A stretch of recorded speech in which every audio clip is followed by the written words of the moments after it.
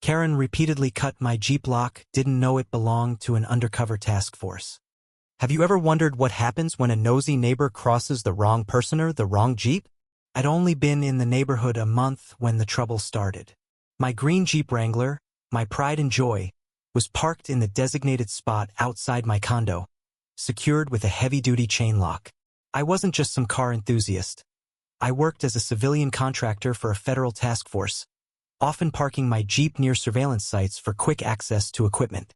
The spot was perfect close to my building, discreet, and right under a streetlight. But to Karen, the HOA's self-appointed enforcer, it was a personal affront. Her name was Linda, but Karen fit her like a glove. 50-something with a blonde bob sharper than her tongue, she patrolled the complex with a clipboard and a vendetta. The first time she confronted me, I was unloading groceries.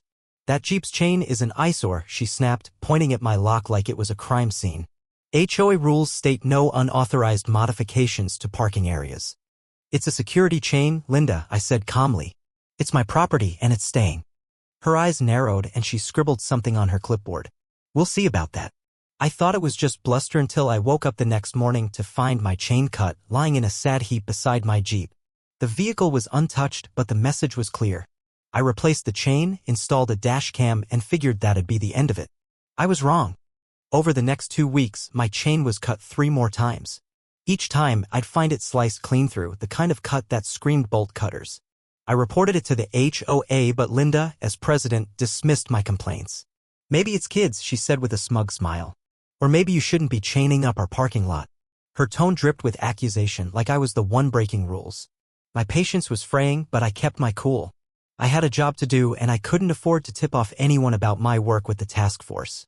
The Jeep's parking spot wasn't random, it was strategically placed for an ongoing sting operation in the complex next door, targeting a suspected drug ring. Then came the twist I didn't see coming. One night, my dashcam caught something odd. A figure in a hoodie tampering with my Jeep. Not Linda, but a lanky teenager, nervously glancing around as he worked the bolt cutters. The footage was grainy, but I recognized him. Tommy, the kid from 3B, who mowed lawns for extra cash. I confronted him the next day, keeping my voice low. "Tommy, why re you cutting my lock?" His face went pale. "I didn't want to. Mrs. Linda paid me $20 each time. I decided to turn the tables." My task force contact, Agent Rodriguez, was a no-nonsense guy with a knack for creative justice. I showed him the dash cam footage and explained Linda's crusade. His eyes lit up. "Oh, this is going to be fun," he said, rubbing his hands.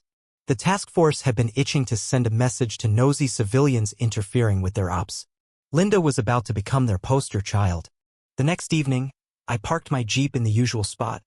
But this time, Rodriguez's team rigged it with a GPS tracker and a hidden camera, not just for show, but as part of their surveillance setup. They also stationed an unmarked van nearby, manned by 2 agents. I didn't tell Linda a thing. Let her dig her own grave. At 2 a.m., my phone buzzed with a text from Rodriguez. "Showtime."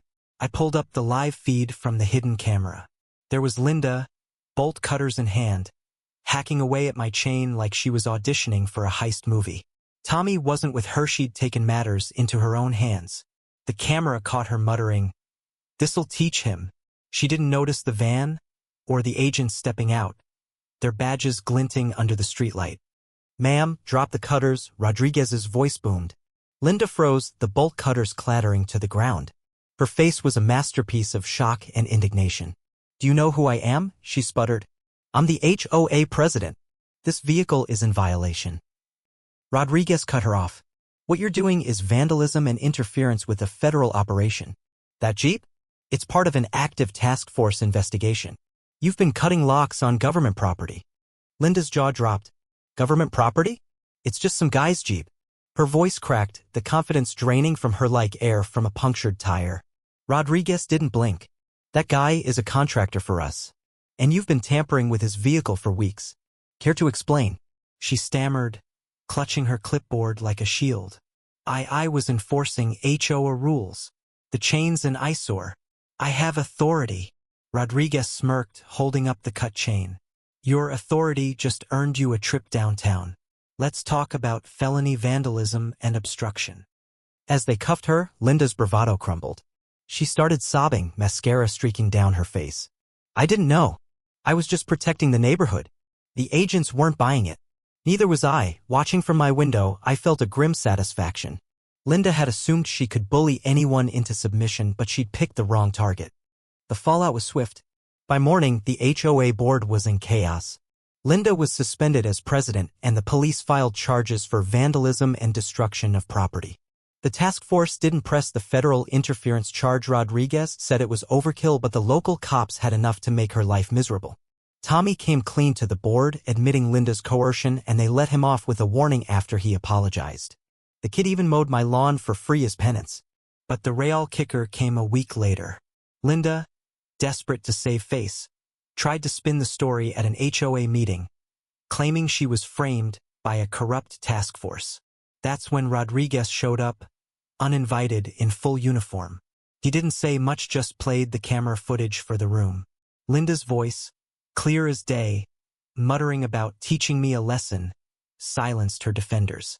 The room erupted in whispers as she slunk out, humiliated. My Jeep? It's still parked in the same spot, chain and all. The new HOA president, a quiet guy named Mike, waved off any complaints. Park wherever you want, man, he said. We're not messing with you. The task force wrapped their operation a month later, busting the drug ring next door.